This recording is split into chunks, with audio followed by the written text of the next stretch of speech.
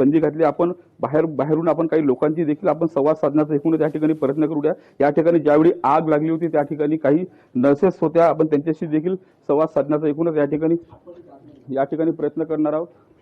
आपल्यासोबत काँग्रेसच्या नेत्या यशोमती ठाकूर सुद्धा या ठिकाणी दाखल झालेल्या आहेत। यशोमतीताई, तुम्ही या ठिकाणी आता आलेल्या आहेत, काय एकंदरीत तुमच्याकडे माहिती आहे? अरे हा फार वाईट आहे हे, असं कसं एवढं कसं काय दुर्लक्ष होतं। हे हॉस्पिटल आत्ता मंजूर केलं होतं, आम्ही पालकमंत्री असतानाच मंजुरात झालेली आहे आणि गरिबाचं लेकरू आहे म्हणून त्याला मरू द्यायचं का बरं? कुठून आग लागली, कशी लागली, कशासाठी? आणि 3 वाजता लागली, 3 पोरं मरेपर्यंत आपण काय करत होतो? व्हेंटिलेटर होतं, व्हेंटिलेटरचा एवढा स्फोट झाला एकदम, आपण व्हेंटिलेटरचा स्फोट झाला। हो, म्हणजे सरकारचं स्वतःचं आहे ते ठेवायचं झाकून आणि दुसऱ्याचं बघायचं वाकून, असं ही सरकारची भूमिका आहे। या ठिकाणी माहिती घेतात त्यांनी जर पाहिलं तर जिल्हा शल्यचिकित्सक असतील विनोद पवार यांच्याशी संवाद साधून संपूर्ण या घटनेचा या ठिकाणी माहिती घेत आहे। यशोमती ठाकूर या ठिकाणी आलेल्या आहे आणि त्या जर पाहिलं तर या ठिकाणी संपूर्ण प्रकरणाची या ठिकाणी माहिती घेत त्यांनी काही सवाल देखील या ठिकाणी उपस्थित केलेला आपण ते यशोमती ठाकूर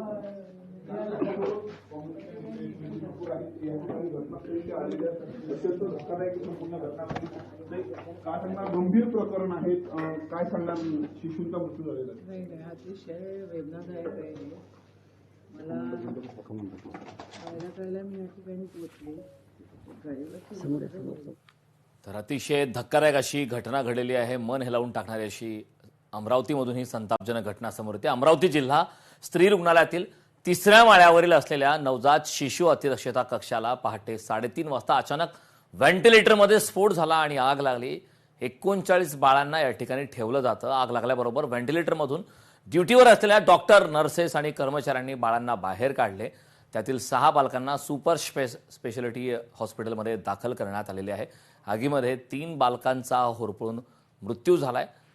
अतिशय धक्कादायक अशी घटना आहे। मात्र आता बरेच प्रश्न उपस्थित होत आहेत, कारण यापूर्वी सुद्धा याच रुग्णालयामध्ये काही वर्षापूर्वी आग लागल्याची सुद्धा धक्कादायक अशी माहिती मिळाली होती। त्या ठिकाणी आपले प्रतिनिधी सूरज दहाट सुद्धा उपस्थित आहेत, त्यावरची प्रत्येक आपण माहिती घेतोय। सूरज, नक्कीच जर पाहिलं तर या ठिकाणी काँग्रेसच्या नेत्या यशोमती ठाकूर या ठिकाणी दाखल झाल्या आणि जिल्हा शल्यचिकित्सक विनोद पवार देखील या ठिकाणी दाखल झाले। आपण जिल्हा शल्यचिकित्सक विनोद पवार यांच्याशी देखील या ठिकाणी आपण संवाद साधणार आहोत। सर, या ठिकाणी केव्हा या ठिकाणी घटना घडली, नेमकी प्राथमिक दृष्ट्या काय आपल्याकडे माहिती आहे? जिल्हा शल्यचिकित्सक 3:30च्या दरम्यान मला फोन आला की आपल्या एसएनसी मध्ये आग लागलेली आहे आउटबाउंड मध्ये। तसंच मी तात्काळ म्हटलं बाकीच्यांना कळून द्या आणि परत मी लगेच इथे आलो आणि इथे पाहिलं प्रत्यक्षात विचारलं तेव्हा 9 मुलं होते, आपण 6 काढले होते, पण धूर एवढा होता आणि पूर्ण धूर झालेला याच्यामध्ये। तेव्हा फायर ब्रिगेडची गाडी आली आणि आपण एक्सटिंग्विशर फोडले। तेव्हा मी आल्याबरोबर तिथला काचा पण फोडल्या आणि सगळ्यांनी मदती, पण आम्हाला धुरामध्ये काहीच दिसत नव्हतं अक्षरशः।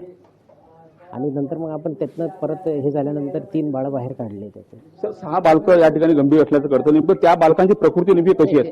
ते स्थिर आहेत, ते जे 6 बालकं आहेत ते सध्या स्थिर आहेत आणि ती सुपरला आणि पीडीएमसीला आपण ऍडमिट केलेली आहे। तर प्राथमिक दृष्ट्या आग कशी लागली, काय आपल्याकडे माहिती आहे?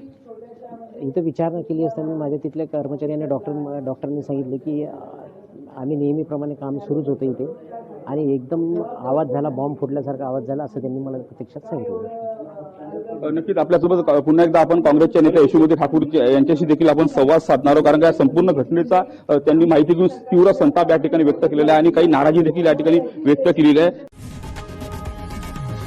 लोकशाही मराठी ऐका, पहा, जागरूक रहा।